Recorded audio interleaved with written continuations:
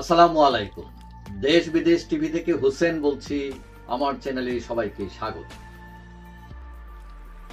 আমাদের পাড়ায় এক লোক প্রায়ই দেখতাম যে ওই কাজ টাজ করে হয়রান হয়ে গেলে তখন ওই একটা ডায়লগ দিত। সেটা হলো কি, আহারে পাকিস্তান। মানে পাকিস্তানের জন্য তার খুবই মায়া ছিল। পরে যেটা জেনেছি যে এই লোক আসলে ছিলেন রাজাকার, এবং ওই যে তার ভেতরে ঢুকে গেছে পাকিস্তান প্রীতি, এটা তিনি ছাড়তেই পারেন না। এবং আওয়ামী লীগ বলেন, বিএনপি বলেন, যখন যে গভর্নমেন্ট আসে তার ওই পাকিস্তান ধ্বনি থেকেই যায়। তো এরকম আমাদের দেশে এক শ্রেণীর মানুষ আছে, এরা পাকিস্তান ছাড়া বুঝে না, আবার এক শ্রেণীর মানুষ আছে এরা ভারত ছাড়া বুঝে না। আপনি লাঠি দিয়ে পিটাইলেও ওই যে ভারতপন্থী ভারতই কইতে থাকবে, যে পাকিস্তানপন্থী পাকিস্তানি বলতে থাকে। তো এখন দুনিয়াটা তো বদলে গেছে। এখন কোন একক রাষ্ট্র নিয়ে আপনি একা চলতে পারবেন না। এখন সবাইকেই বন্ধু বানাতে হয়, কেউ শত্রু না। কিন্তু আমাদের দেশের যখন যে গভর্নমেন্ট আসে সেটা বলে, কিন্তু পারতপক্ষে সেটা পালন করে না। এখন আমাদের চারিদিকে কিন্তু ভারত, আমাদের বড় প্রতিবেশী তারা। এখন স্বাধীনতা যুদ্ধে তারা আমাদের পক্ষে ছিল। এখন স্বাধীনতার পর পাকিস্তানের সাথে আবার সম্পর্ক হয়, বিশেষ করে শেখ হাসিনার আমলে পাকিস্তানের যে সম্পর্ক, পাকিস্তান একটা দূরে চলে যায় বা তাকে ঠেলে দূরে দেওয়া হয়। এখন ভারত বিরোধিতা এই 2024-এ আমরা আবার নতুন ভাবে দেখছি। এখন ভারত বিরোধিতা প্রথম শুরু হয় যখন 7 দফা চুক্তি হয় যুদ্ধকালীন সময়ে বাংলাদেশের সাথে ভারতের। সেই 7 দফা চুক্তি নিয়ে প্রশ্ন ছিল। পরবর্তীতে মেজর জলিল প্রথম ভারত বিরোধিতা করে গ্রেফতার হন, এবং এই বিরোধিতা এখনো কন্টিনিউ করতেছে। এখন আমরা দেখলাম বাংলাদেশের প্রধান বিরোধী দল ছিল বিএনপি। তারা কিছুদিন আগে যে ভারতীয় পণ্য বর্জন ওপেনলি, এবং এটা এই যে কি বলে ভারত সরকার সেটা নোট করে রাখছে। তারা তারা ধরে নিচ্ছে যে বিএনপি হচ্ছে ভারত বিরোধী। এখন অনেকেই প্রশ্ন করেছেন যে ঠিক আছে, নিজের পণ্য নিজে ব্যবহার করব আমরা, এটা ঠিক আছে, কিন্তু ওই একটি দেশের নির্দিষ্ট নাম ওপেনলি বলাটা ঠিক হয়নি। বলতে পারেন আমরা বিদেশি পণ্য ব্যবহার করব না, দ্যাটস ফাইন। তো এইটা হলো ডেকে শত্রু আনা।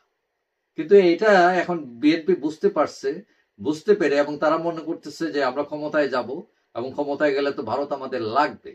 যার ফলে তারা এখন আবার মধুর বাণী দিতেছে আবার ভারতের পক্ষে। এবং এই ছাত্ররা বলছে ন্যায্যতার ভিত্তিতে ভারতের সাথে বাংলাদেশ সম্পর্ক, এটা একটা যৌক্তিক কথা, দ্যাটস ফাইন। এটা শুধু ভারতের না, সকল দেশের সাথে। এবং ভারতের একটা ইস্যু আছে যে সংখ্যালঘুদের নিরাপত্তা, জঙ্গিবাদ, এইসব। এখন এগুলো ব্যালেন্স করে আসলে প্রতিবেশীর সাথে চলতে হয়। এখন এই যে ভারত বিরোধিতা, এতে লাভ কার ক্ষতি কার?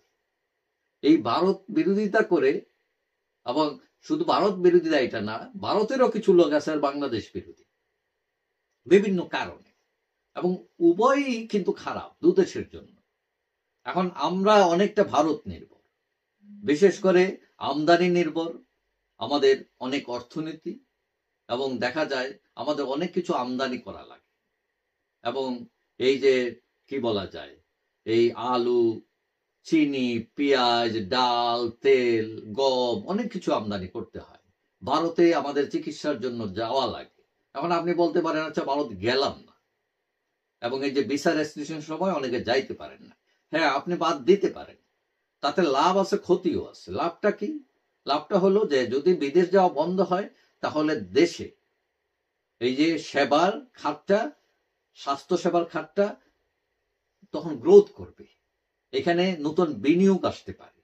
এটা হচ্ছে পজিটিভ। আর নেগেটিভ হচ্ছে যে আপনি যখন ভারতে না গিয়ে অন্য দেশে যাবেন, তাহলে খরচ বেড়ে যায়। তো এখন এটা তো পাবলিকের উপর পড়ে। এইটা ছাড়াও এই যে ধরেন ভারতেরও লস আছে, কারণ ভারত আমাদের সাথে তার বাণিজ্য আছে, এটা একটা ব্যাপার। তারপরে অনেক উন্নয়ন কর্মকাণ্ডে ভারতের প্রজেক্ট আছে আমাদের সাথে, এগুলো বন্ধ হয়ে গেলে ক্ষতি দুই দেশের। এবং এটা বুঝতে পেরেছে এই ডক্টর ইউনূস সরকার। যতই ভারত বিরোধিতা হোক না কেন, সরকারের ভেতর থেকে হচ্ছে, কিন্তু তারা কি এইসব প্রজেক্ট বন্ধ করছে? করে নাই। কেন করবে? কারণ এতে কিন্তু দেশেরও ক্ষতি, এবং আমরা দেখছি ভারতেরও ক্ষতির মধ্যে আছে। কারণ বাংলাদেশের লোকজন না গেলে দেখা গেল কলকাতার হোটেল খালি, রেস্তোরাঁর ব্যবসা বন্ধ, হ্যাঁ, দোকানপাট বন্ধ হয়ে যাচ্ছে, তো তারাও তো রাজস্ব হারাচ্ছে।